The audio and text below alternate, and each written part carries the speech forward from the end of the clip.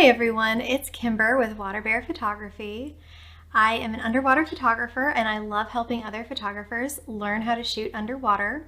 Photographers, you can check out my Facebook group in the link below. It's called Underwater Portraiture with Kimber, and there you'll find lots of other free resources to help you get on your journey to shooting underwater. Today, we are going to talk about some introductory cameras to start shooting underwater for beginners who want to get into the sport.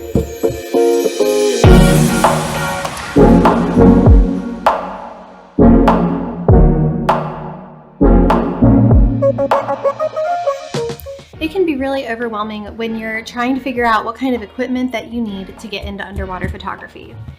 This equipment is typically incredibly expensive and very complex.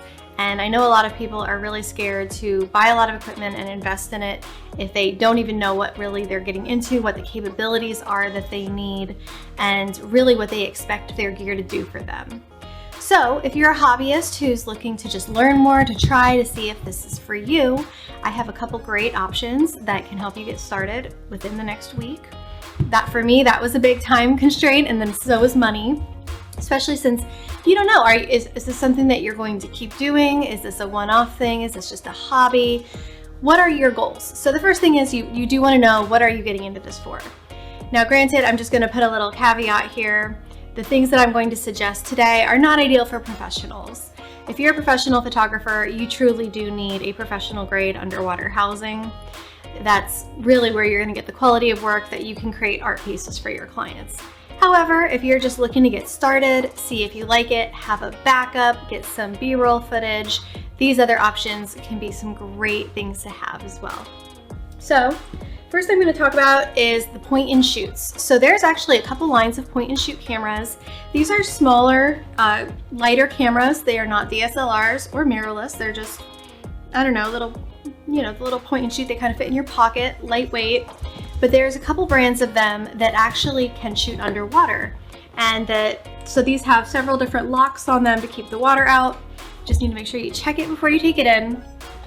The two main point and shoot underwater cameras that I know, have used, and would recommend are going to be the Olympus Tough, the TG6 is the current version, or the Nikon Coolpix, the W300. Not only are these lightweight little cameras capable of going underwater, but they can also shoot RAW. So if you're a photographer, it is amazing to be able to have the capability of shooting in RAW because it's going to give you so much more information when you go to edit later. So it's going to really strengthen the quality of your images during post-processing. So those are a fantastic option. That's how I started in underwater photography over 5 years ago. I had one of these, and well, once again, I would never print one of them large. I'll insert some in this video so you can see. It was a great way to get me started, to learn that I liked it, and to at least show clients what I was capable of. So the next option that people are really interested in and hear a lot about are the GoPros. And these are just absolutely fantastic little cameras. We take ours everywhere, even if it's, just family vacation, fun day outings. They're lightweight, they're portable. You can get a neat little housing on it that can, if you want to take it past, I think it's 30 feet that they are water rated to.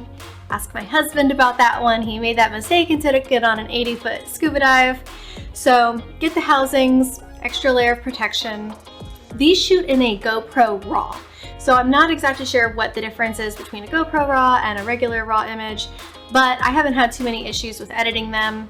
Once again, I hear a lot of misinformation where people are using it on video mode and then they're taking stills, and that's going to further degrade the quality.